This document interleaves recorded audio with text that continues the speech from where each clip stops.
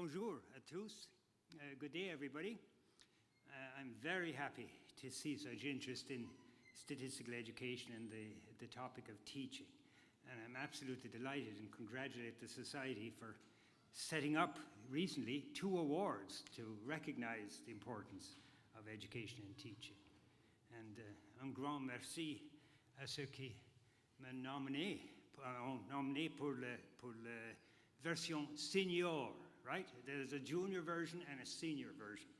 So I'm delighted to be in the senior version.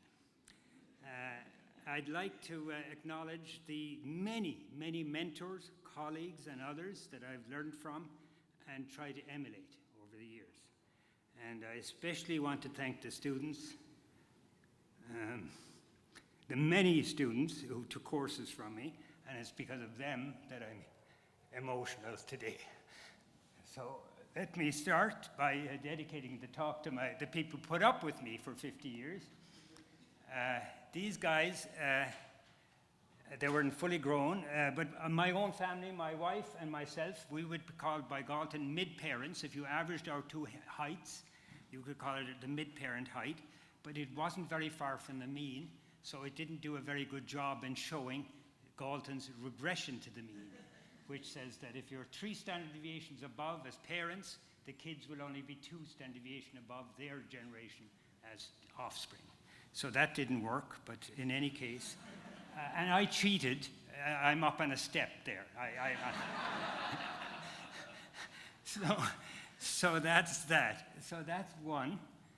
But they were tired of me pilot testing stuff on the material at home, but they got a lot of grief on me pilot testing crazy ideas for teaching.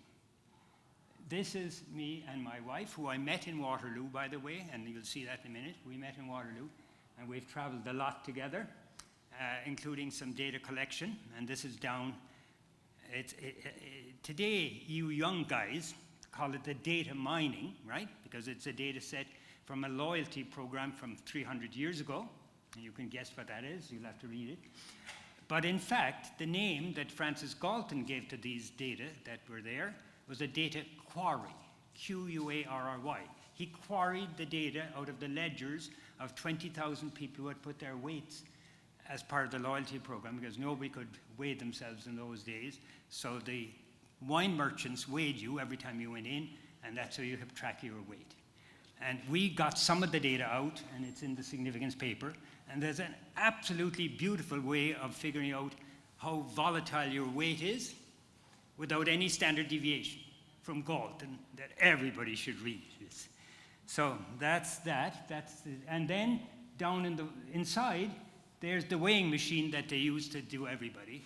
And there's 20,000 of these longitudinal weights, some 50 years of longitudinal data. Galton's analysis will get an F in my longitudinal, or Andrea's longitudinal analysis, or Erica's one today. He will get an F for sure, because he drew the line first and put the data in afterwards. He knew what he wanted to say.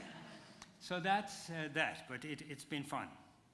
Yeah, but before we get to the main topic today, I'd like, and all of you guys have phones.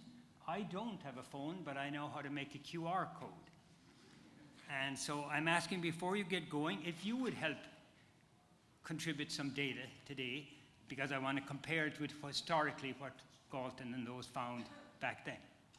So it's a short anonymous survey, I hope. And it's about 30 seconds on your phone. And it's just a few simple questions, anonymous obviously, on height and your family and your sibs and your parents. So if you can do that, then Google whatever. Google Forms is taking these anonymously. That's so it tells me. So, and don't be, did you reach there? Yeah. Oh, okay, good. But don't worry about precision, although that's the actual message here. You should worry about precision, but you can't, because you're just imagining what you think your parents, how tall they were, right? So approximate answers are fine. I think I've got the R so that it can handle centimeters and feet and inches. And I'd like to know how many siblings of each kind you have.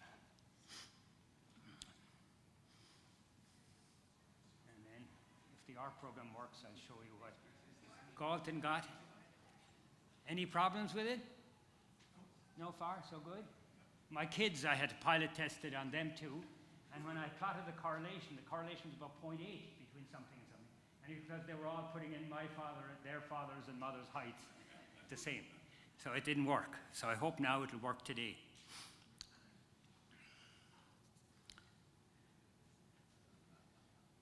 Are people nearly done? So I can move on, or you've got the thing, so you can keep going without the code? Yeah, okay, good. Yeah, so the main topic, the topic then of the session, and it's really all about one question. A very practical one, I think. How do we make a large collection of teaching materials that I've accumulated over 50 years, a lot of it homegrown, actually usable to other teachers like you guys, starting out teachers especially, and others anywhere in the world. I'm a big believer that a university means sharing everything, and so before I leave and before they throw out the hard disk at McGill, I want this to be shared if possible. And I acknowledge now the help of ChatGPT in designing what I'm going to show you today. Yeah. But you are the ultimate testers of this, and so I'll be asking you again at the end what you think. So to get there, I'd like to give you a quick sense of where the material, what it's like, what it looks like, a collection, and then the core issue, how might somebody actually find it. And so let me start with a very brief sense of where I and where this collection have come from. Because in small classes, I'll show you my CV now. That's why I told you not to bother earlier. In small classes, I use a very simple trick that I think is quite effective and gives students confidence in presenting. First day they present about themselves, where they're from, what their parents are like, their Facebook page, whatever they want, because they are the experts, and they can't be wrong, right? So that's the most important thing. You're worried you're wrong, you'll get a question from the audience you can't answer in a seminar. You can't do that when you're talking about yourself. You were the expert. So that's what I do. They give a short show and tell. It gives them practice and confidence. They're talking about something that they know better than anybody else. And the very first class, I go first. And it usually takes a lot longer than 2 minutes. It can go 10 to tell them where I'm from. I'm very proud of that. But today, because of the AV stuff, I decided instead of a video, which was going to control it to 2 minutes, I'm going to just give you 3 panels. So the first image is where I grew up. And if you want to follow from big outside to inside, zoom in, start at the top left and go down against the clock and go around. And that way you'll sort of follow the evolution. So the first one is easy. Oh, yeah, so this is the outline. Where's that gone? Where's the bio gone? Yeah, here we are. So there's where I'm from. So the top left is Ireland. The second one is zooming in on the southwest of Ireland. And you can see a little place in green there, circled, called Bear Island. That's where I grew up, 1 mile off the coast of Ireland. So Ireland is an island off the coast of Bear Island. Okay? 7 miles long, 1 mile wide. And so it sort of forms you a certain way. Yeah, that's it. Another one, the thing. And then there were some more. That's the house my father and grandfather built. Those are my kids, but that's the house my grandfather built. And then there's my wife and a couple of the kids looking out across from the island to the mainland. And then these are the 3 modern versions, the high-tech versions of this, after I did this in 1990 or so, when PowerPoint came along. I thought it was the best use of PowerPoint ever was to make slides. So that's where I grew up. The next one is where I went to school. You can see there in the bottom middle one, you can see there where I went to school and where my house is. But there in the top left is the school I went to, built by the British, who were still in charge of Ireland at that time, 1857. Early education in Ireland, and we were one of the early schools in Ireland in the national school system. I'm second from the right at the bottom in the school trip. I had to go to boarding school because there was nothing else, and then to University College Cork for the 2 degrees. So and then the trajectory after that is here. So start again at the top left, Waterloo, was not on the MapQuest in 1999 when I made this. Kitchener was the closest. They still don't like to be told that. But then, lucky to get a job after my PhD with Marvin Zellen, probably the biggest mentor I have to thank. Then he took us to Boston for 3 more years. I met somebody there who said there's a job at McGill, and my wife is from Montreal, and so it was delightful to come back to, and I say it in everything I say now, to come back to hard money. I was on a grant with Marvin. I didn't like that.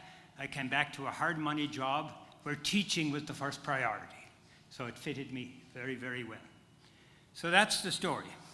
But now I can't. I have to tell 1 or 2 stories from this. Seeing those early pictures reminds me of a couple of teaching experiences I had. And my first teaching experience was in that little primary school at age 8. I was an informal and unpaid TA because if you look at the school, downstairs, it was a one big room with 4 rows of students, grade 0 to grade 3. One teacher teaching 4 grades. So I got to teach the addition tables to the younger students. She obviously knew I could do some math. I was teaching them their addition tables in Irish, I think, if I remember right. Hen, a hen is a doe, hence a doe is a 3, that sort of stuff. And I loved it, and I thought I would be a teacher. But my God, when I got to university, I got a rude awakening. I was a TA in a calculus course, and that was fine. And then the professor of statistics, I was in the statistics section, said, you have to teach the 8 hours of compulsory courses in statistics to the medical students. I was 21. They were 21. They were the rowdiest bunch you ever saw. 78 men, 2 women. They were like the engineers, rough, rough, rough. And so I had to give the stuff, no experience. They weren't interested. All they want to know is what's on the exam. I wouldn't tell them, and then they started getting nasty, interrupting me, showing off that they knew more statistics than I did, and making wisecracks. And I was teaching the bell curve. Now, what example in a 21-year know for a bell curve, and you're talking to medical students? Oh, white blood cell counts, would that work? So I put up the distribution of white blood cell counts as a normal distribution, and the guy says, it would not be log normal. It would have a long right tail. Oh, so that's not a good start. It got worse. I was illustrating the 2-sample t-test. And the smart aleck at the back got up and embarrassed the hell out of me. Blushed, everything. It was horrible. Probably the worst teaching experience I've ever had, because he told the class, I had said, this pair t-test, the t-test, you have 2 overlapping bell curves. And I said, they look like bell curves because they look like bell curves. And he says, they do not. This is what they look like to me. And I won't say what he said, but you can guess. You can guess, right? But I blushed, I laughed. It was not funny, but it's what happens when inexperienced people are put teaching introductory courses and mandatory courses. And we're still doing it. And we're putting green people out to teach the first course to get rid of all the stuff we don't want to do. And it's horrible. But I'm hoping today that after that inauspicious start in my teaching, that it won't be quite as challenging, because I'm hoping some of the material, at least I'll talk about today, it's for busy teachers of all ages, but maybe the starting out people who are new and haven't got examples yet will be able to find something that would be, put those smart alecks, I still am upset at those medical guys, but you know what I mean. Make it interesting, make it real, make it concrete, and don't look like it's mathematics and so on. So that's it, yeah. So that's my story, and it is surprising that I continued in teaching after that, but I did.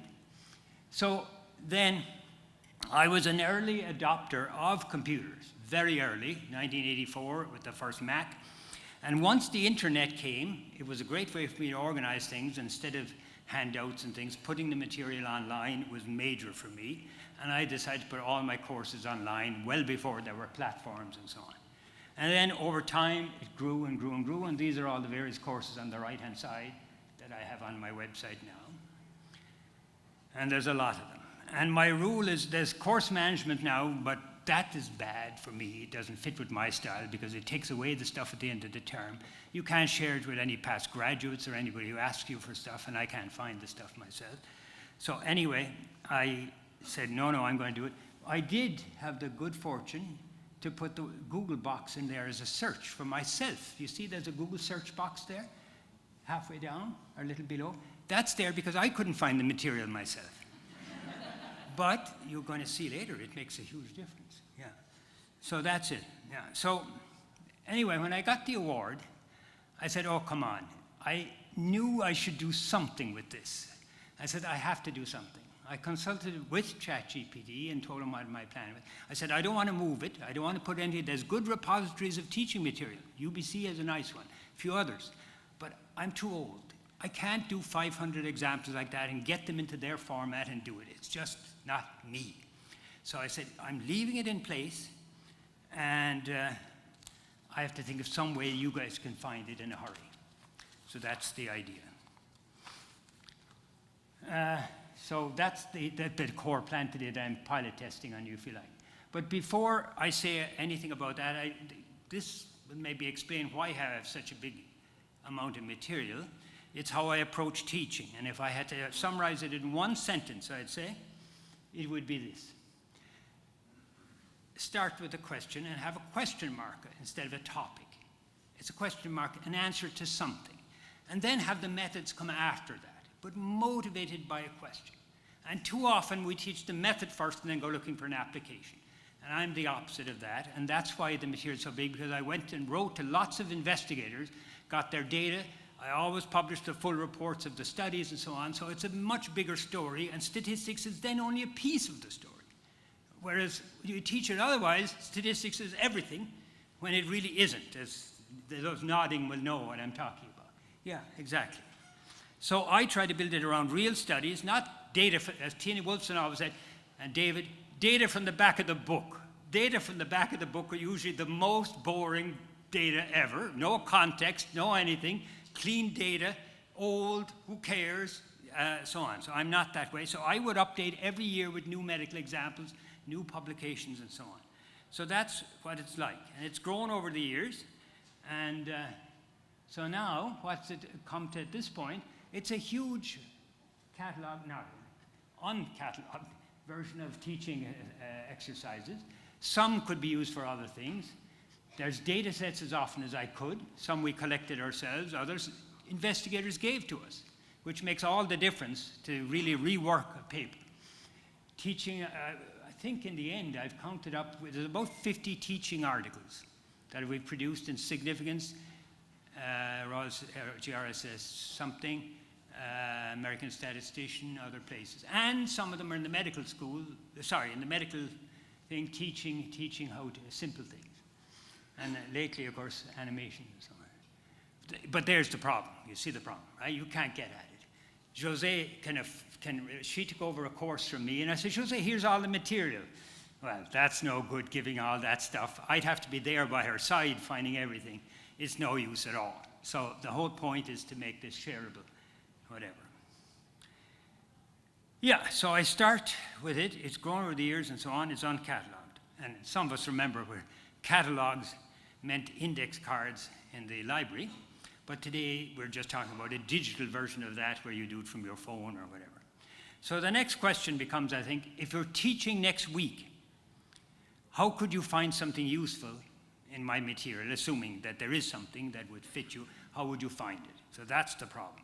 And so for example one, I've selected the first week's exercises, I think, from notes on one topic in the biostat course we teach. It's a grad course, but material would be fine undergrad too. And they're all based on one story that I saw in the Montreal Gazette, and it has a statistical hero, which you often would like to have a statistical hero. Not alone that, he's a pioneering 19th century Canadian scientist, and he came up with the word oceanography. So that should be enough to get people. And oceanography is still important for climate, and so on and so on. And he has a very simple model for what he did. And then when we got 950 million data points later from satellites, there was a validation of his estimates. 150 years later, I won't tell you how close he was, but he was damn close. on his simple model from 1880. So it's a lovely data set, and the full story I could love to tell, but I don't have time, so it's in the notes when you get them. But here's a bird's eye view of the 5 questions I've made on that. So the first one is first one is what % of the world is covered by water? Well, people kind of know that, so it's a bit boring for some people. But the average depth of the water is something people don't know, and that's a very interesting thing. And we have a lot of data sets on that. And then I'll show you the other 3. They get quite heavy. There's one on how you sample points at random from the globe. That's a heavy math stat problem, and a fun one. Yeah, so there's lots of levels of statistics and mathematics, and then it's as simple as what's the confidence interval. If you go back to the next one, I go back to what's the confidence interval for the proportion you get by looking randomly at 200 places in the world, how many of them are on water and how many are on land. Very, very simple thing, and it should be around 70%, we know that, but every student will get a different answer. Every student does a different sample, so you see that. You ask whether the central limit theorem works, but I don't call it that. I just say, is 99%, is that okay, 1.96? So I'm sneaking in all the stuff they got in theory courses. And then why not, et cetera, et cetera. So that's a good one. That's big payoff in this data set alone, because it has several ones. So that's, where are we?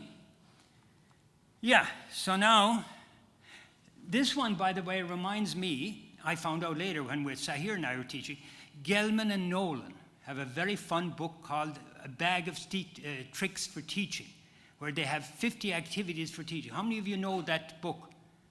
Good, yeah. Their idea to find out the proportion of the earth that's covered by water was to toss a globe around from one person to the next and where your finger landed. But it's not very practical for 200 people, right? But it's the same idea. You could do Google Maps today now to spin the globe and do it as well, if you want a fast version. Yeah. So anyway, so it's big data we have a big data variation on this now, and then we're getting into the details of estimation, sampling, and it brings in several statistical concepts, procedures, and principles. So there's good payout from this one. So now imagine you're teaching next week and you're looking for material like this. How would you check if there's something like that? So now I'm in a tough position. I have to get into your head, thinking of you next week in a hurry, under pressure, grant due, this due, deadline due, 4 reviews due, all the usual stuff. And you're thinking, my God, could I get a good example for next class that would keep people interested and get them started and be motivated? So that's what I'm trying to imagine your head. ChatGPT and I have been trying to get into your head, but at the end I will ask you to tell me how you think you would search for things, right? So obviously, let's say I wanted an example and it was about sampling, right? So that's sort of the topic, if you like, the sampling, that's the topic. It has to be at the right level for which students I'm teaching. And what do I want to use it for? Is it going to be an assignment or to start the class or whatever?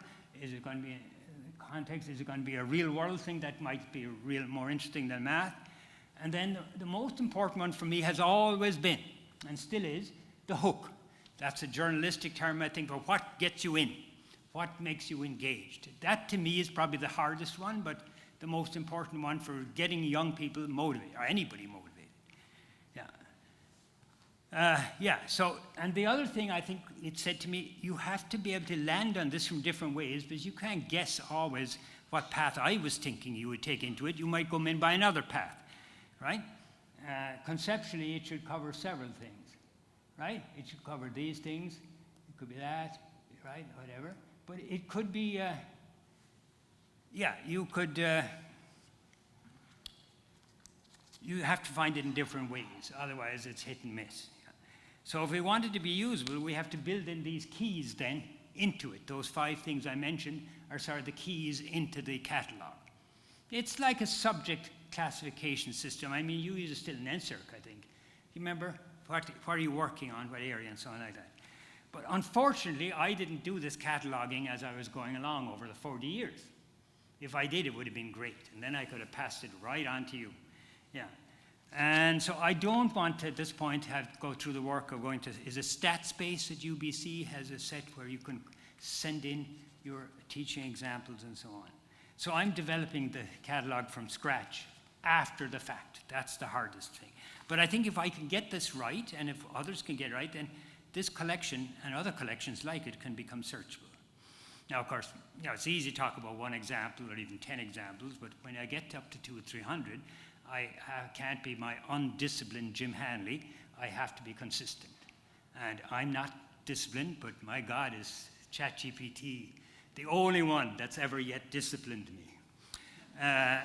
It really is saying, Jim, 6 is better than 10.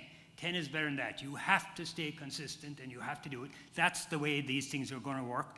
Otherwise, if one time you say variability and the other time you say estimation, the other time you say sampling, if I do it differently and they're not consistent, you're not going to find anything. So we have to have a usable system, a small set of, I'm getting the lingo, stable dimensions is what it's called now. And the new word I didn't know, facets, is another word for the faces of a cube or the faces of something bigger than a cube. That's how you get at items through the facets. So I'm not looking for perfection. I have no money or anything like that, and I don't have time. I want something simple that if it works 80% or 90%, that's good enough. If we can keep it simple and it doesn't get bogged down. But the ultimate goal here, and this is what I was worried about at the beginning, is to get a manageable set of hits from the thing. And then you, like on a dating app, you go left or right. And you pick and dismiss the ones you don't want. And then if you come to one that's interesting, you drill down through it and see is that would this work. That's very important. So it has to be very fast, candidates. And the question is what you show about the candidate is the first thing before they drill down. And that's where I want your advice as well on that. So here then for the feedback from you are the 5 small sets of values I'm proposing for each of those 5 dimensions, right? And I leave the concept one to the end. That's the hardest one, but that's the topic. It's, in one sense, it's easy, but it's hard to keep it to 6. So the first one I'm going to start with is just the easy one. Start at the back end. What's it all about? So these are the 5. Yeah, I thought I had started this. Yeah. Oh, yeah, I've said all this already. Yeah, so I've been through this. Yeah. So here's the context ones. Yeah. What's it all about? So I like the oceanography one. And so it says, look, these are probably good enough for what you want. At this point, it's not huge that the material exactly fits the environment or fits this or that, but it would be good to have something. Yeah. And I took this from somebody else. There are a bunch of these already. But anyway, that's fine. Then the next question is how would a teacher put it to use? And again, these are actually fairly easy. And again, it can't be one or the other. It could be, you could use it both ways. I prefer to start the class with it, give an exercise for it, whatever. Doesn't matter. But the main thing is 6 or 7 of these. And you mightn't be that sure at the beginning until you see the example of which way you'd use it. So I'm not too fussed about that one. Yeah, and then the level is, it said to me, just get 3 levels. That's good enough. But I might have to add whether it needs calculus ahead of time and whether it needs computing ahead of time. That would be a very important filter, I think, so you don't go through a bunch of them and find that it needs calculus at the end of it. So that would be whatever. And then the level, yeah, I have that. That's the next one. And of course, yeah, so when I begin cataloging for real, I will put in whether calculus is essential or nice. That sort of thing. And then for what makes it engaging, it insisted I put this in up front. And it suggested something. I think it's hard because every story is different and everything will have its own hook, but it's trying to suggest these ones for me. And I've tested about 80 or 90 now, and we're going to go over them to see can we reduce it or simplify this or whatever. It is important, but I don't think you will actually use this to determine, to get the first list. You might then, when you get there, say, oh, I like it. Yeah, it's got a hook to it. But I don't think you would be searching on it. It doesn't sound like the topic is obviously the number 1. Yeah. And so here's the topic, or the concept ones. And this is I didn't do any of it. Oh, I had a list, and it put it in order for me. This is the list it came up with. It says keep the 6. They're very broad. You see, it has probability and distributions and all that together. Now, I didn't want to get into the sub-sessions, I just wanted the 6. But you see, regression and correlation, all that are together, but modeling even of a single distribution is modeling too. So anyway. So this is where we're at. This is still beta or gamma testing, so whatever. Yeah. But the point is, this is the point, I'm trying to get down to a manageable list that you could scan quickly. And the other thing is, if we're going to do it, it said to me, think of the people who are going to be doing this on their phone on the way home on the train or the bus.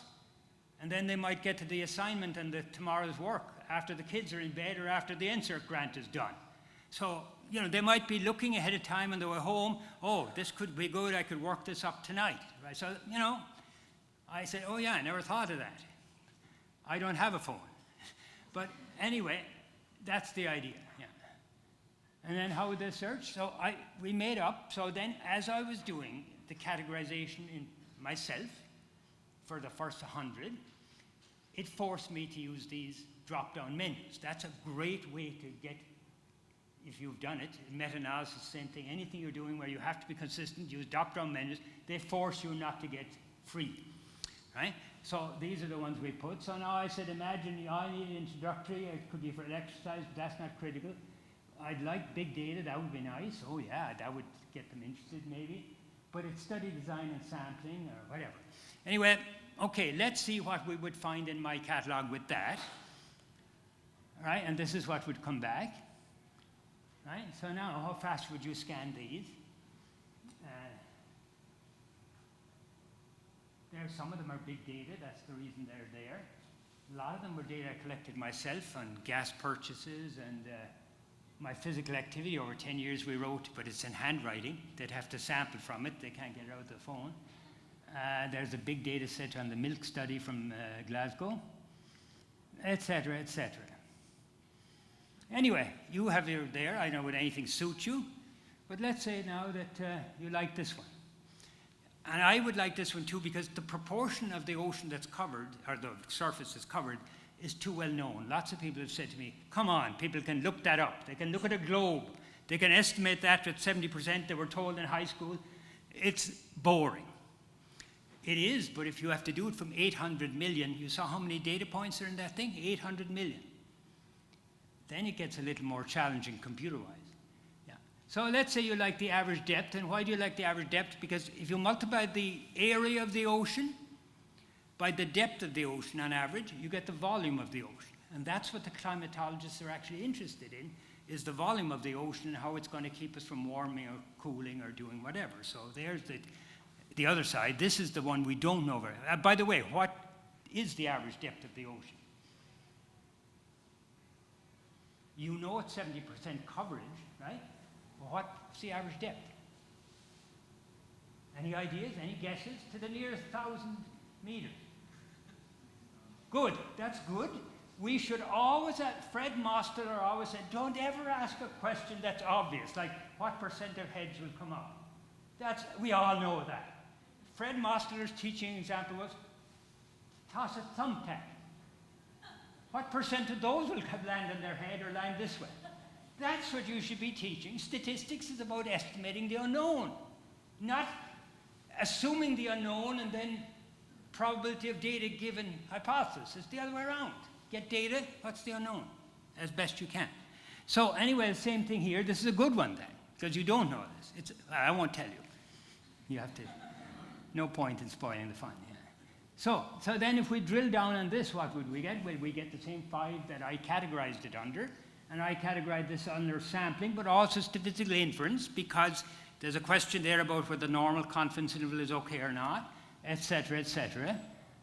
But now you see the materials now is where you'd say, oh, good, oh my God, he's got everything ready, there's code, there's exercises written out in words that have been, some of my exercises from 20 years ago are good now. The first few years when I would do homegrown exercises, they would take 3 or 4 years of refinement of the words, until you got them right. It's the same in textbooks. But now a lot of them are well beta tested on students. So they're in good shape. Yeah, notes, code, whatever. And then here's the story about the Canadian and born in Coburg, not a long time ago. Well, sorry, 1820 or something. And that's the size of the data set that has validated that he got in 1% of the volume of the Earth's water. 1% with a model. It still hasn't been mapped, the Earth's ocean. Only about 10% of the world is mapped, but they have satellite readings from up top that's what's creating the 900 million data points. And they're online, and the beauty of it, students have to go one at a time. You can't ask for a set and give it a random set and get all of them back at once. They have to physically go and get the data points themselves, so they learn that teaching is not free. Sampling isn't free. It costs money, time, and effort. And will I put another 100? I might not, or the budget's over. So that's why it's such a lovely example for that. Yeah, and then you see, I scan, click, and then you adapt it. I'm not saying you have to take it. You can adapt it to your own, whatever. So how did we do? I think I'm going way ahead. Yeah, I click on it just to see. Yeah, I think that's enough. I cataloged it, I show you, yeah. So now, just to give you a sense of what else is in the, what's the time? Use 36 minutes. Oh, good, we're fine, yeah. So, and I'm at page 15 of my notes out of 27, so I think I'm more than halfway through. Yeah, 25, yeah, good. Yeah. What else is there? Yeah, so let me come back now to those heights that you put in. Remember? And I'm now going to show you example number 2, which is about a set of heights that were collected in 1880, I think. But the question I have for you is this. If we could get a very big data set here, if I could get all in one plenary session, we could have 800 data points. That would be bigger than anybody's got. Galton them got about 800. Pearson got 1,000. We could collect them all over the place from universities and so on, very easily, make this big. But the question is, does a very large sample size compensate for the noise that there was involved in your, what do you think? You're going to get a lot more data, but they're noisier. Is that good? Anyhow, measurement is a topic that I actually started the course with every year. Do you still do it? The measurement? I do it because I got practice at teaching measurement to physical and occupational health students in another health sciences department. So I have a large collection at this point of measurement stuff. So this is my answer. I think big data very often can be even more precisely wrong than small data. I think that's the biggest danger of big data, and the question now is, will we get the right correlations between the father's height and the mother's height in the data set you've given me? What do you think? I didn't know the answer when I started teaching measurement. I didn't think measurement error was very dangerous. Whatever, bigger N will fix it. Bigger N will fix it. I was very wrong. Yeah, so that's that. So I have 30 exercises altogether in measurement at all sorts of math stat levels and practical levels. The first 3 or 4 are called MS, that means math stat. They have to prove with classical error models and Bergson error models what happens to relationships. Then I have ones here on coding and simulation and so on, if you want to estimate things where you measure temperature in one and errors in the other, and so on and so on. So I have lots of them of all types, right? And the math stat ones, and then the real life one is for the one I'm going to come back to, number 6. So I'm going to zoom in on that because it concerns data on the heights of family members. It was crowdsourced by Galton in 1884, I think, and he had it analyzed by 1886. He paid £500 at the time, which is about $20,000 now, to get these data, and you will have to decide whether they were worth it or not. They were the first uses of correlation that he used as well. And that's where the regression to the mean comes from, those data. Yeah.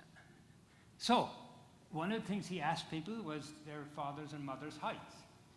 In a family album, they all sent them back, just like you did now. And now, what do we see? We see that the daughters and the mothers, the correlations involving them are a lot lower than the ones involving the father and the son. And I got all sorts of people giving me biological arguments for why that should be. Most of them are bogus.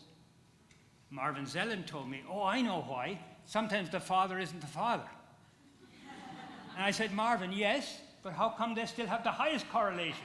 They should have the lowest ones if the fathers are misclassified. So come on, it's not that. So it takes a long time. Now, the students have been through it, so they know the answer. There's some of them here. I put them through, right, and said, go back and look at the raw data. They're handwritten, and the women often have things, about 5'5", approximately this. The men filled in the questionnaire and didn't know what their wife's height was. The men were measured for suits in the army. At that time, it was Victorian England. The women wearing crinolines and had their hair up. And so Carl Pearson, got another data set later using university students. It took him 7 years. Galton got his data in 2 months with offer of money, but it's crappy data. Pearson took 7 years to get 1,000 measurements. And the correlations are 0.5, 0.5, 0.5, 0.5, plus or minus nothing. Because he did it with a protocol. He said, you measure this, and here's how you do it. You measure this, and this is how you do it. You measure this, and this is how you do it. And that's it. Yeah. So good data, 0.5. Poor data, anywhere from 0.3 to 0.4. Yeah. And he said, I'm sorry, he had to use Galton's data first because he didn't have enough data of his own collected for his papers. So he had to do it. But then later on, when he was writing the biography of Galton, he said, well, of course, it's due to the amateurish measurements of the women. They weren't measured at all. They were just reported on, third hand. How tall was your grandmother? Yeah. Would you know? Tiny, but that's about as far as you're going to go. Yeah. So how are you going to know that? So of course you get poor data when you just have it self. But it's a lovely example, and it's a surprise hook to a lot of people that, oh my God, I thought everyone knew their heights these days. Well, nowadays we do, but not then. Yeah. So that's that. Now, where did I put that one? Yeah, so I put that under measurement, and it's also modeling, because all the regression slopes and all the correlations are all wrong. Now, there should be way attenuated, so the hook here is the attenuation. The extra hook is I finally got one of the teaching journals to accept my article where teaching with family data, so this is one of the two halves, and the other one is mutations when it's the age of the mother and the age of the father. What does it do to the mutations that are passed on? Beautiful, beautiful data, because parent ages are highly correlated. I'm curious whether you think parent heights are correlated or not. Did I show you that? Can I go back? Do you expect a correlation between mother's heights and father's heights? Yes. How much? 0.10 is what Galton has. It's got to be higher than that because they're very badly measured, so it's probably underestimated. Jose and I have had this question. She has the Framingham data. I think you looked it up at one point for me. It's 0.2 or 0.3, higher than I thought. Galton said, this is great. They married at haphazard with respect to height. And he was close to right, and I think of it that way as well. But it's a fun one for teaching correlation as well, this particular one. Yeah. But I don't know what it'll be in your data today if I get a chance to run the R after. Yeah. So number 3 is a new twist and an old one. This saddens me because yesterday I was telling the story to someone that didn't know the old classic. And that's bothering me. Well, it just tells me I'm getting old and you guys don't learn the same stuff I did. So it's from a half-day workshop I had to give to the medical students, the medical residents. They've already finished as doctors, they're residents, but a lot of them are from other places and they haven't had statistics at McGill or anywhere else, especially the foreign graduates haven't had statistics in their undergrad training. So I was told I had to give it half an hour, a half day, and I have to cover these topics. All the way from descriptive statistics down to p-values and confidence intervals in one afternoon. And that's it. I had to do it. You know? I said, come on. Anyway. So I had to think. I kind of more went to the p-value side, the heavy side. I gave them this definition. I hope you don't disagree with it too much. It's the legal definition. I have a p-value as best I could. It's a legal one. But I'll tell you something. If I were teaching today, I would not start with the p-value and then give an example. I would give the example and then calculate the p-value. And you'll see what I mean. And my example is, one year when I was teaching it, there's a lovely set of null hypothesis testing things in the Against All Odds video series. From Rendre in Chicago has a beautiful one on Shakespeare's sonnet, and whether a sonnet a new sonnet discovered fits within Shakespeare's portfolio. Beautiful example. H0, yes it does. H0, H1, it doesn't. Yeah, beautiful one. But anyway, I made up my own. And I, of course, would have wanted the one I learned first. It was the one from Fisher and the lady tasting tea in Rothamsted, where she could tell Fisher and all the British people, there's a few British people here, I see one or two, they know if the milk has been put in the tea first or which one was poured in first. Irish people can't tell. I think it's a joke, but they insist the British people do. So Fisher says, let's put it to a test with this lady, does she know? So what did she do? I made these little pictures myself for this, got a great fun with it. See, he gave her 4 on the left where the milk was put in first. And then 4 on the right where the milk was put in after the tea was poured. I guess you stir, I don't know. I'm not that big a tea drinker. And then the lady got all 4 right. She was told 4 or one way, 4 or the other, and she got all 4 right. Now, you can't do that in a big class. You could do it in a very small. I've done tasting. Some of the students know we did chocolates and other things, but there's a triangle taste test. It's 2 of one kind and 1 of another, a small version of this. And it's actually binomial. This is hypergeometric. The binomial one you can do in class, it's 2 and 1. And it's used in food tasting a lot. But anyway, no matter what, I can't do this, it's way too big. But I can do it. I did this in class. In the blue box there, you see my example instead, and I'm going to do it on you guys now. In the blue box, you have 8 words from the Irish language. Now, is Paul here? McNicholas? He's not. When I told Paul yesterday, he did not know the Fisher's tasting one. I find that horrible. That's how old I am, that the young guys don't know that. But anyway, is Angelo here? Angelo, how good is your Irish? That's all right.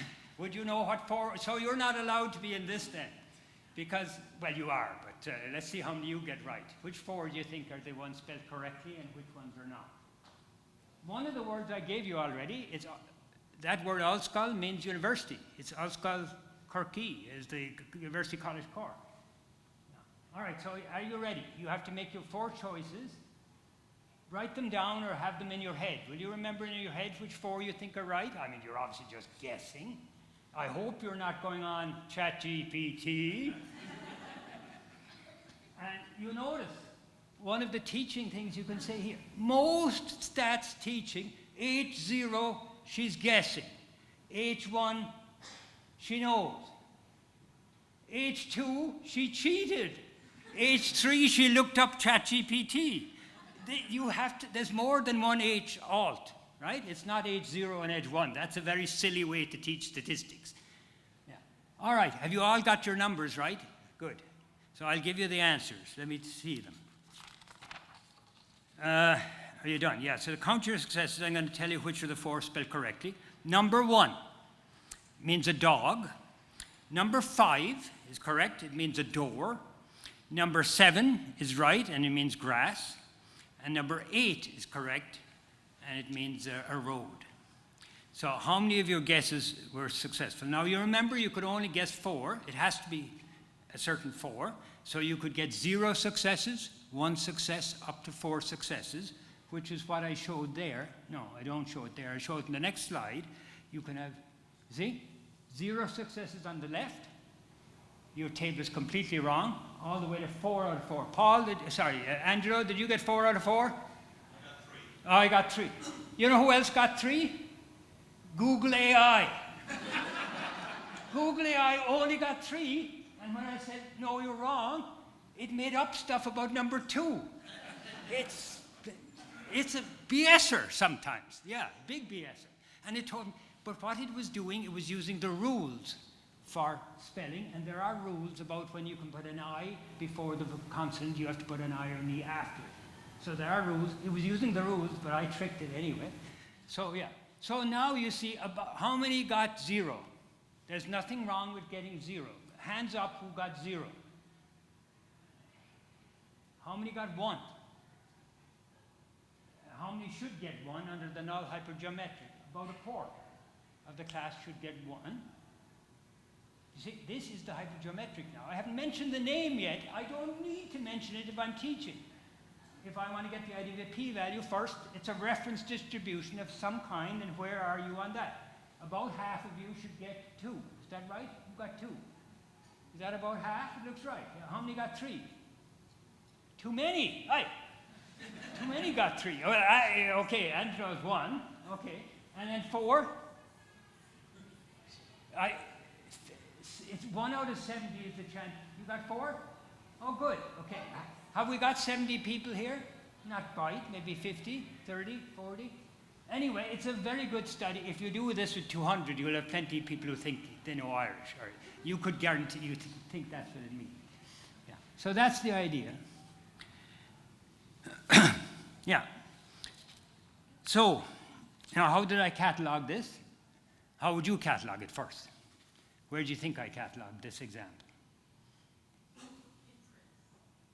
Yeah, if you're talking p-value, it's inference, absolutely.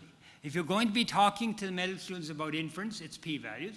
If you were talking to math stat students, it could be hypergeometric for distributions as well, right? So it should be, you should be able to land on it from either of those places. Yeah, and so on. Yeah, and it's elegant and adaptable, and in fact, I think this is a very useful one now that I thought you could arrange this differently to other topics or anything you want, but I think it's very simple to run. It's multi-purpose. Everyone gets it. And you could catalog various ways. And you don't have to, if you're teaching the binomial, you don't have to limit yourself. The driest examples of the hypergeometric are in the textbooks and in Wikipedia, which is copied from. They're awful.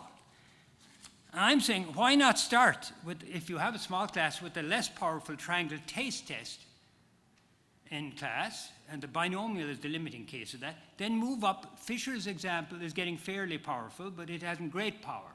But you've got to get in the idea of power as well, going maybe do 10 and 10, 20 and 20, and so on for bigger numbers.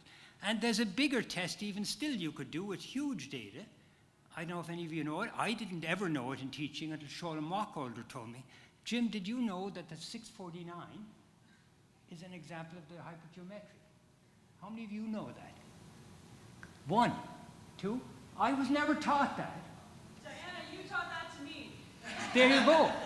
Yeah, exactly. So it's a neat example because it's exactly the same as the 4 out of 8, right? And even better, so how many can get the 2 by 2 table for the player on the left and the balls on the right, or on the columns and the rows, that's hypergeometric. There's a bigger hypergeometric than that. Can anyone think of one? I was at Las Vegas once. I spent $10. That was my limit to go to the casino. But more important, I picked up this flyer at the casino. They have all sorts of games at the casino. Keno is one. Keno is 20 out of 80. You know, 649 is 1, David. Keno is 20 out of 80. And that's what you get if you bet $3, you get that much. I've never seen a game until Las Vegas where they pay you for getting them all wrong. You see that? Have you seen a game where they get them all wrong and they get paid? David? No. It's unusual. But because it's such a weird probability and so low, they should pay you for getting something really unusual. Right? That's the other thing, of course, now any math stat people can say, what's the expected return to the casino versus you? And it's about $1.50 to you and $1.50 expectation to the casino, something like that. So you have lots. This is a very multi-purpose Fisher, words, Keno, 649, loads of material here. A matter of putting it together. So did I catalog this? No, I guess I did, yeah. So last one now, and I'm absolutely delighted when I found out about this one, number 4. Because it spans the generations. And it falls clearly, actually, in the math stat have probably finally there been neglected until now. This is a clean math stat one, nothing else. It has to have calculus, right? It's especially fitting that I showcase it here because the idea came from a very beloved and distinguished and honored SSC member. And he just passed away within the last 6 months. It was in the Liaison newspaper a week ago, or a month ago. So this is my last example, and it's multi-generation because I start with him in 1973. This is his paper. One of the most fun papers I've read. How do you teach transformations of a variable to a x to a square root of x, or, you know, whatever, log x, right? And you remember the Jacobian? Do you remember which way you take the dy, dx, the old, the new? I never remembered what you do. It's magic to most people. I asked Alexandra, how you teach? She said, I'm still teaching it the old way. You know, but do people remember the old way? No, I couldn't remember. I had to write down for myself how you get the Jacobian, go to the new scale from the old one. But the other thing is, I have a very mixed audience here. How many of you get the pun in the title? You get it, David. You get the pun. Anybody else get the pun? The play on words? Oh, come on. In Francais, it would be acetate. Acetate or acetate? Acetate, yeah. But transparency means this. Transparency. There's a transparency machine up on the left. You put a transparency on the light box, it's shown up on the screen. And Don Watts did amazing things with transparencies for teaching transformations and all sorts of affine things and this and that and the other thing. Yeah, so this is Don Watts. Don Watts's transparency is 2 sheets. He stapled 2 transparencies together by staples. And they were transparent. And then he put some dividers in to make pockets. So he made one set of pockets on the left, and into those pockets he put sand. And then on the right-hand side, he made another set of pockets, and by tilting the transparency, he could pour the sand from one set of pockets from the source distribution by a transformation into the new bins, which had a different base. So he was transforming the space by the square root or square x, the transformation. A really clever piece of thing. And look where he got his data from. Look what he says. I'm very grateful to the University of Madison, or Wisconsin, for leaving the sand-filled ashtrays unguarded. That's in the days when we could smoke and there were ashtrays and sand in the faculty rooms. You remember that, Christian, right? Yeah. They were there. They were there in Waterloo when I was there, I remember. So that's Don.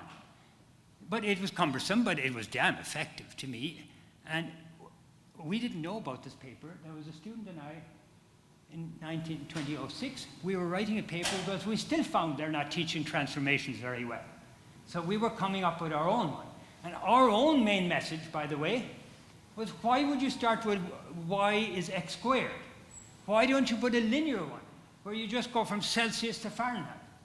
Then you don't have to change the histogram at all. You just rename the histogram. And then go to the non-linear ones. So a lot of stupidity in the way people are teaching, or blindness, I should say, in the way people are teaching this thing. Take the hard case first. So that was our main thing. But we had, and I had, from watching my kids playing with water over when they were kids, they'd be pouring water from one container to another, ice cube thing to another. That's what kids do. So I had the idea of pouring probability from one bin to another in my head. I sent the draft around, and somebody said, oh, that's not a new idea. Don Watts had that idea 30 years ago. So I said, okay. So we put in Don's, this is a diagram of Don's transparency, right, basically. And you can start at one end, and if you tip it clockwise or unclockwise 90 degrees, the sand will flow from one to the other. Now here's the real test of the audiovisual system now, and Ben is waiting for me to see if now I can do this with YouTube. I've created, all right, you've gone ahead. I have created my own YouTube channel. It's called Statistics. instead of YouTube, use Statistics. I got that name, it was free. So here, if you play it now, should be Don's, and now this will be hard. And I don't know if the sand will show or not. Yeah, there's Don's sand animated, going to different size bins. Right? That's it. Now, 11 seconds. 11 seconds. Did you get it going on the other side? Now, this is where multimedia gets complicated now. Yeah, you can't, because you can't take both hands. Yeah. So let's do it in French encore, please. I want to have twice anywhere, 3 times in a loop. It was most fun to program number 1. And it's just such a fun idea. And I have a sense that John Watts was a fun guy. Right? I hear that from him, that he was a character. So I think that, oh, that's not what Don Watts was doing. Is it there? We smell the smoke, though. Well, one of the things I say is that no toxic sand was used in the making of this video. Right? I think it's not as good. I'd prefer to have Don's analog version here to show you. There's nothing beats analog in my mind, but digital and virtual is where we're at. So I better start wrapping up. That's the end of my 4. What's that about? Oh, that's if you couldn't get to the audiovisual. It's there. Okay, that's fine. Yeah, so I put this under clearly mathematical, visual transformation, physics, analogy, and animation. I think those are the things that would catch you about this. It's a fun one. Yeah. So, question now is to wrap up. Where it leaves us. I think we have a sort of a workable structure that I showed you. I hope I've convinced you of sort of a working structure. Not great, but that's the idea of it. A manageable list is what we're hoping for, but there's some work, I think, still to be done. There's still things to be decided. I think before I go to 500, I better get this right at this stage, because there's no going back after the end and when you realize it didn't work. But I think if we do it, it could be not good just from my collection, but everybody could then share their own collections as well. You're not doing anything new, you're just cataloging as you go along, and then you could leave it on your website if you're willing to share your material, and people could adapt it. So that's the plan of it. But the question is, do the categories work well? Are the terms clear? Are they getting in the way? Is there something missing? Is there something unnecessary? And so on. And I think that's what it is. So now I'm inviting you one last time, if I might, to stress test this a little bit. Because I said at the beginning, I'm trying to get into your head, thinking what you would like. But that's not the same as you at the other end, trying to search for something in my catalog.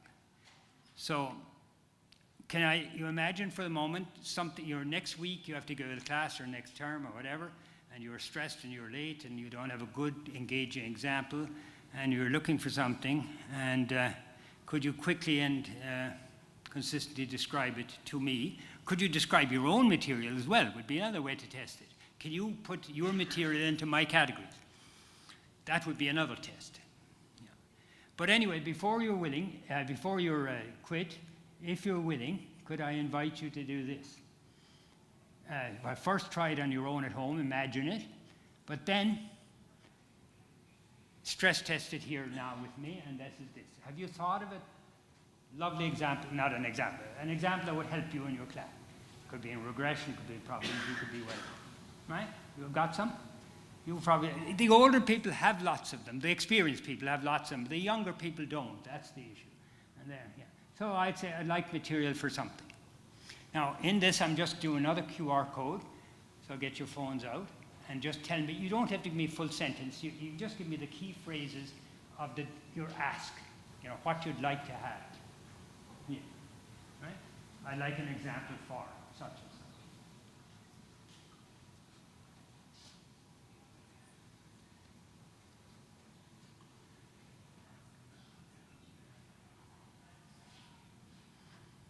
And you put in your key phrases, and then what I'll do at the end is, I'll try and map what you have in your head to see, am I anticipating that very well? That's my point.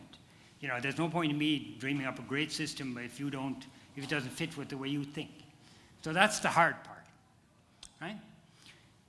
The one I'm thinking a lot about is whether I have to put the hook at the front when I show people everything first, the list. That's another thing I'm going to get your feedback on later or now. Maybe the hook is as important as the topic or the title. I don't know. You don't think so? No? Okay, good. One clear vote for no. Yeah. Okay, so you're on there? You don't need this code anymore? No, good. So if you'd like to stay in touch, that's why I said send me your email as well, but you don't have to, but it's completely optional. So I'm going to stop here. Thank everybody for coming and being so engaging, and delighted actually to take questions, comments, and especially suggestions about how we could make more of this. Because I hate to see the hard disk being thrown out when something happens to me and I can't be on the computer anymore and keep up my website. You know, that day will come, and so it'd be nice to share this. Maybe I'm being vain in thinking it's worth nothing, but I think it's worth more than that. I put a lot into it, and I think we could make it a Canadian-wide resource if we're smart and get ourselves on the map here for having to. This society thinks very hard about teaching, and I'm delighted to see all the efforts for teaching and the rest of it. So, des questions?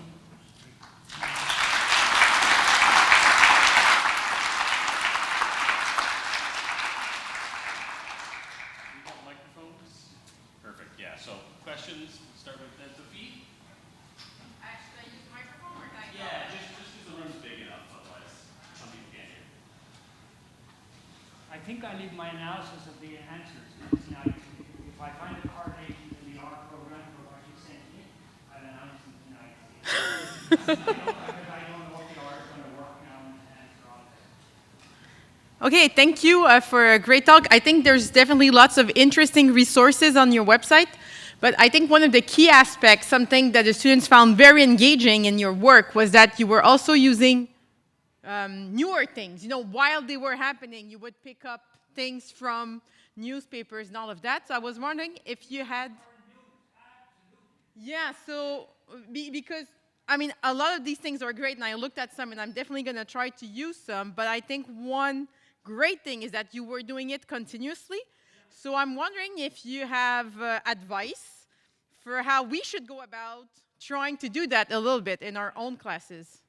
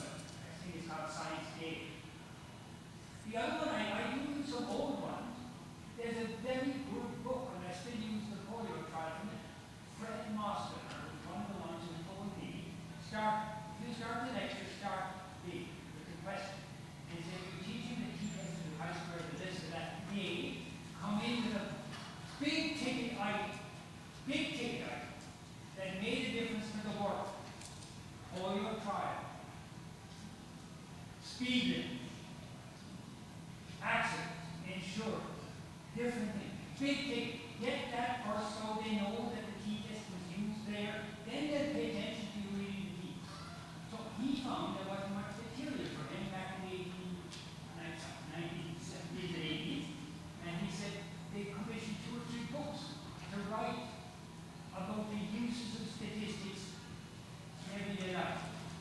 And he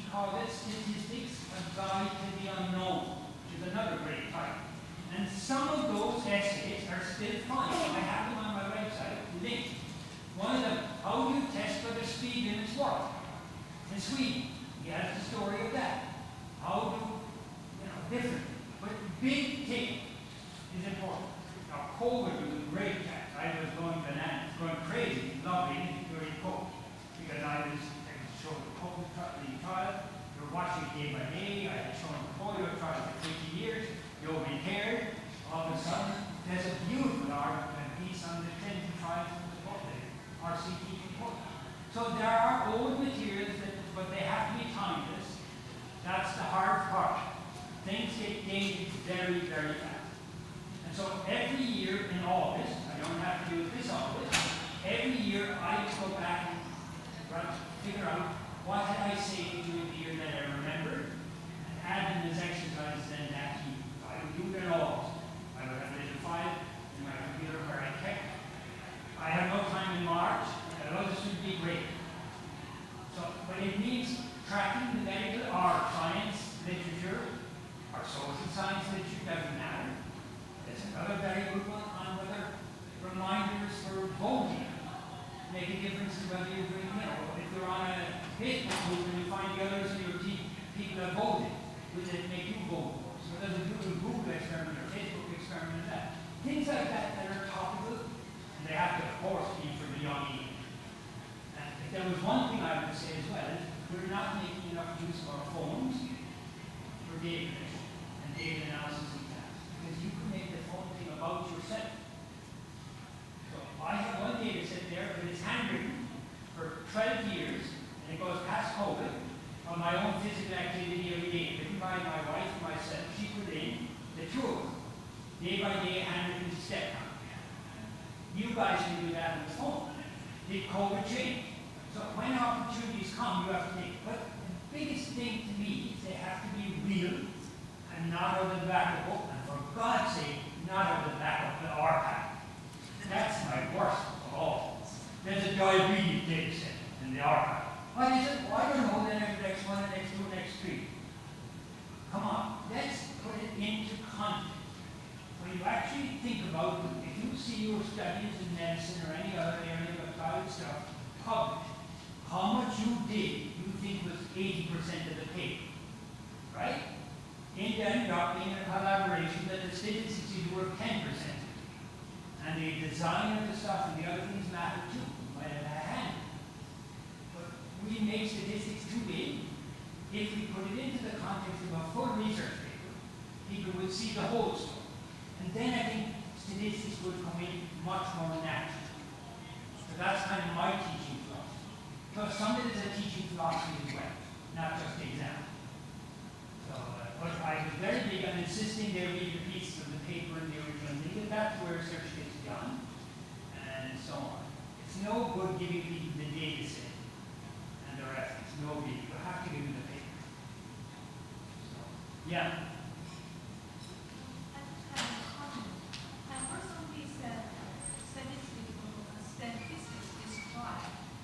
Dry? Yeah, very dry. It depends. It depends. Yeah, but from today's lecture, I find it's very weak. Well, it depends on how much you want to put in. It's very hard. I mean, one of the things that was hard for me the day I went from NASDAQ over to teach the medical students. I had to too. But it was mathematics is what I learned in the statistics. I learned mathematics, statistics, that's mathematics. But once I got working with doctors, all of a sudden, it also helped that in my PhD I collected my own data on cigarette smoking behavior of people. We did the experiment, I was lucky. So I can't cause any saying about that just happened. So I can't change what pattern you had. I was just lucky. But I got interested in data very early. And I got interested in questions. I don't know what it is about me, whether it's just me or not. Maybe it is. But I just like the question, and I don't mind if the answer is complicated or easy. It's just a good question. So that's part of the problem. And we're very much, though, today is the binomial. Application. Oh, I'm out of time. Whenever this is the application. Most of the math stat teachers I had were embarrassed to give the application. I mean, what are we doing? in society, if we're using tools that nobody, that start with the, and the example I would finish with, finish off with, life teaches you as well. One of our kids, there was a misdiagnosis once of appendicitis. And he went for a week in Australia at a conference. We were there and he almost died because the doctor listed appendicitis twice. And I found out later how doctors think. And I changed my way when I teach probability to doctors with a Bayes theorem and, given these symptoms, what's going on? Right? We were there for a week in the hospital, and they didn't want me to be reading the medical books up on the chart in the wall. There for the doctors. I said, I don't care. I'm interested in what they teach, how the medical textbooks are pediatric. You know what they are? Chapter 4, the abdomen. Chapter 5, the lung. Chapter 6, the this. They're opposite way around. They're data-given data. You see what I mean? They put the disease first. The disease produces this. That's data-given data. Which is unfortunately how we also teach p-values, isn't it? What's the real story? Somebody comes in with symptoms. Which chapter of the book are they? That is not written. Oh, it's appendicitis. No, the appendicitis was in several chapters. So our thinking is wrong. And we should, I think, change this thing to start indirectly going back from data to whatever. We teach, and no one model produces these unknown data. Don't. Binomial, sampling, data, new, produced it. Practitioners see data first, and then want to work back. So I think, I didn't say this, but I started to allude to it.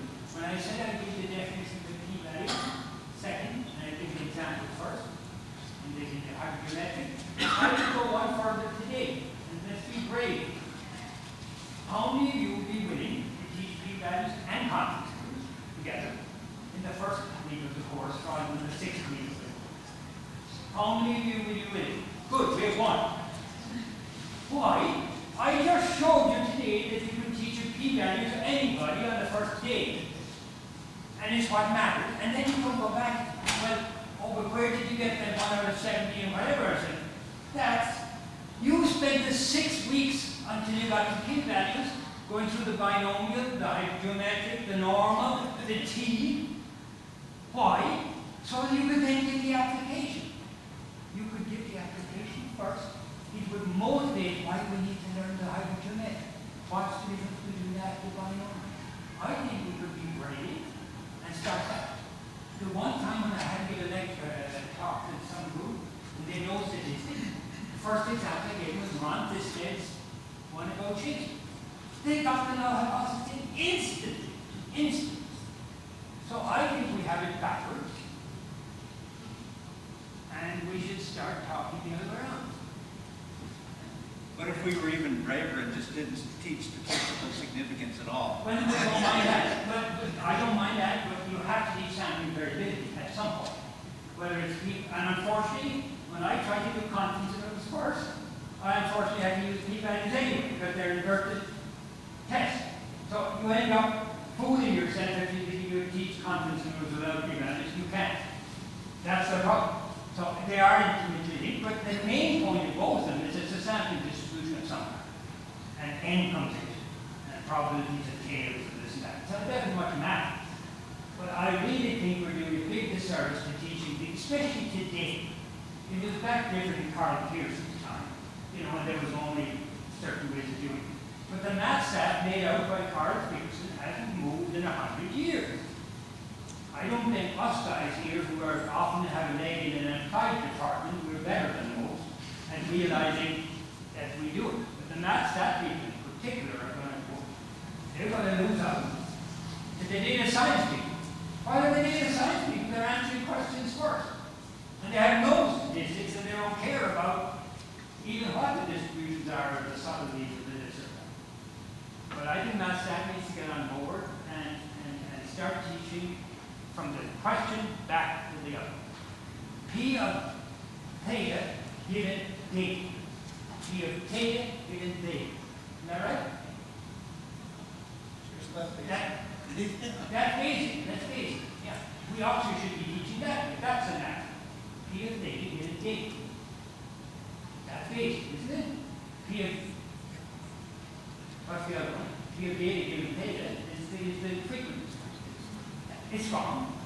And most of you know it's wrong. And we still teach it every year because we have time to change our act. It would take you probably a couple of years, and maybe the order would have to go off for a while, and you'd have another COVID, and maybe you come back and you work or you teach it new way. I think, yes, dear. If Ronald Fisher was in this room now, what would he say at this point? I don't know. I don't know. About the t-testing then? No, about Bayesian versus frequentist. Oh, he didn't like Bayesian at all. He was dead against it. But, you know, I grew up, and we had people in Buffalo, the first place I was, Seaboard Geyser, from Minnesota. He was a baby. People told me in one of the books that they also remember as a kid. They were told there was a statistician coming to the dinner. He was visiting a town. He was a bad person. This is what the kid remembered from Bayesian back in the 1970s and 60s. It's what I grew up with.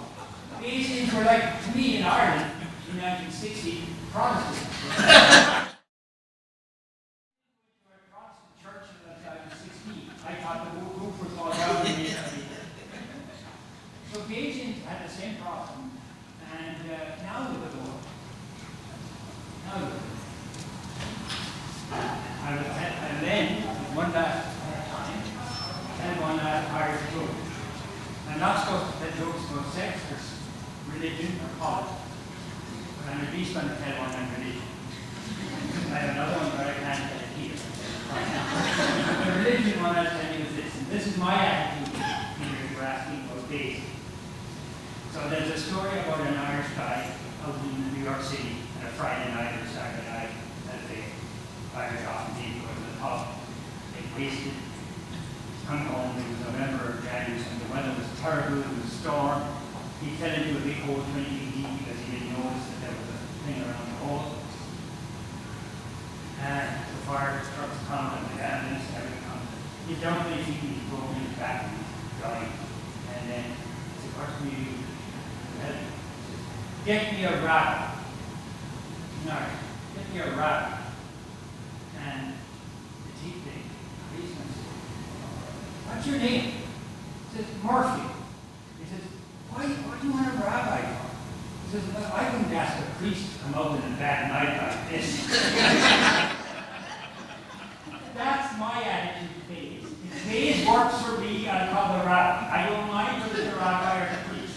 And to me, this is the same thing. Bayesian to me now is, if it's a smooth way to get things done, I'm going to use it. And any port in a storm, I guess, is another way of saying it. But to me, it's not a religion at all. And the other thing about me is, I love teaching Bayes to people, and I wish I could teach more. I want to find somebody I don't know. I don't know you. Have I met you before? No. No. So you can tell me what age you think I am, or I can say what age. Now, I look at him, I see a face, I can get a sense of what age he is. I couldn't get a point estimate, or I can get a kind of a grade on it. I've done this with people in class, it's great fun. I did it with Heather Monroe Gums. She had a hairstylist and a budget. She was the president of our department and a president of our university, and she looked way younger. So I picked her picture and I said, to play, I have one of Dave Schoenfeld. Some of you know Dave Schoenfeld from the survival analysis book. He was in Statistical in our IDC 2006 in Montreal. And I had a lovely picture. He looks very young. So I showed his picture to students. Too bad I can't do it. I have it on the computer. I sent it to you. You know what? It's great. I showed the picture and I said to the student, I give you $100, $8. You tell me, put your $100 on where you think you need. They love that because they can spread it out. So that's like your first impression of Dave Schoenfeld's age right now in this photo. Then, I said next to Dave Schoenfeld, he graduated the year after me in 1974. And this was was 2006. Okay? 1974, 7600. Then all of a sudden, you could see the wheels turning. Oh, which do I believe now? Right? Because unless he was a prodigy, got his PhD or whatever, he couldn't look as young as he did. So they actually went to PhD in the end, more so. So they were combining what they had from the photo with the PhD. It was a lot of fun to do. You could do it if you were teaching basic info. Use age, and then add anything else. So then I added another photograph of Dave where he didn't look so young. I picked him up. Yeah. So you can teach Bayesian now, and I think we should. Why? Because Dave's not like you. When I'm teaching Bayesian, it says we're all Bayesian from the cradle. The first day you live out is your mother, and the sky and the wind and the shadows and you're taking each stuff, and then every day you're updating. Every day they're updating. And then there's an absolutely beautiful one that I probably put in the catalog of how they show that we're all Bayesian. And what they did, they had people play a video game, and it was like Thomas, where you catch a ball that was going across, a block of ball that was going across the screen. And they trained people, but they deliberately trained them so that the cursor was 10 pixels to the right and left of where it should be. Right? So you got trained on this game, and the pixels were deliberately set wrong.